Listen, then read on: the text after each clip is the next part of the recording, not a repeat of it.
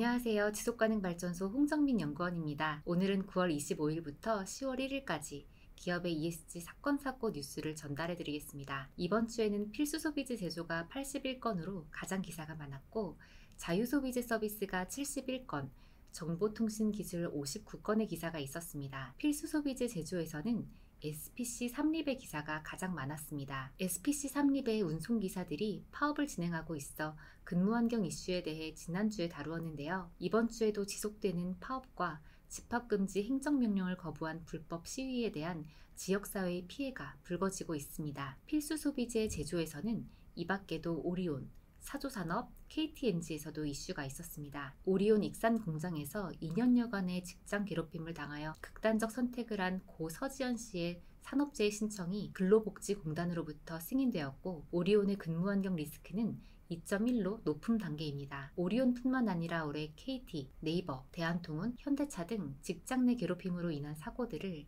여러 번 다루었었는데요. 직장 내 괴롭힘 방지법이 시행된 지난 2019년 이후의 결과를 살펴봤습니다. 법이 시행된 이후 접수율은 점점 더 늘어가고 있는 추세로 확인되고, 직장 내 조치 결과 검찰 송치가 되는 경우는 1%도 채 되지 않았습니다. 괴롭힘 근절을 위한 처벌의 수준이 조금 더 강력해질 필요가 있으며, 기업 내에서도 재발 방지를 위해 근로 시스템 개편 등 철저한 재발 방지책이 필요해 보입니다. 사조산업은 주진우 사조그룹 회장 해임과 소액주주 인사인 감사위원 참여 등의 안건을 요구하면서 임시주총을 소집했지만 소액주주 연대는 표대결에서 패배하였습니다. 이 과정에서 편법 지분 쪼개기라는 논란이 되고 있는데요.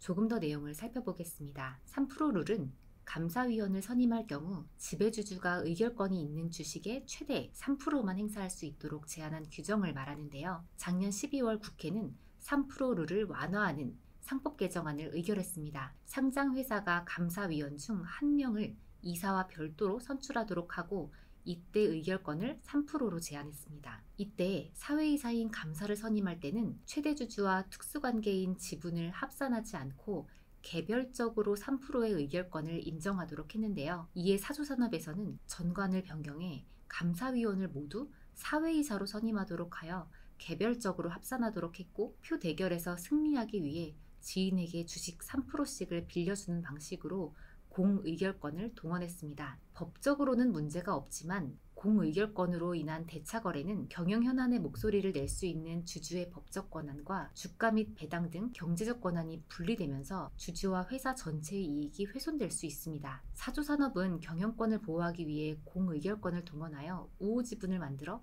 표대결에서 승리하였지만 이해관계자들의 고려는 찾을 수 없었습니다. 아이러니하게도 이날 임시총에서는 ESG 경영에 대해서도 최선을 다하겠다라고 밝혔는데요. ESG 위원회 등 외형만을 추구하는 것이 아닌 해소되지 않는 지배구조 리스크들이 어떻게 달라질지 지켜봐야 할 것 같습니다.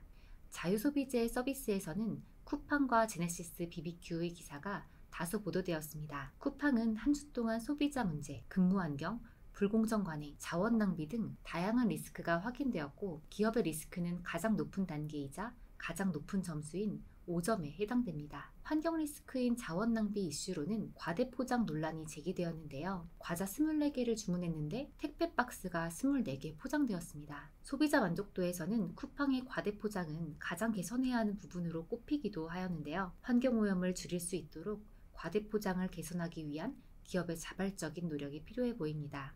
그 외 제네시스 BBQ에서는 불공정 관행 이슈가 확인되었습니다. BHC를 상대로 영업비밀 침해 소송을 진행하였으나 1심에서 패소하였습니다. 정보통신기술에서는 카카오, KT의 이슈가 지난주에 이어 지속적으로 확인되고 있는데요. 카카오에서는 기프티콘 환불 수수료를 10% 떼어 5년간 최대 717억 원을 벌었고, 이로 인해 불공정 관행 이슈가 또 한 번 불거졌습니다. KT에서는 지난주 고객의 정보를 유출한 소비자 문제를 말씀드렸었는데요. 이번 주에도 노인들을 상대로 개인정보를 무단 도용하여 휴대전화를 개통한 사건이 발생하였습니다.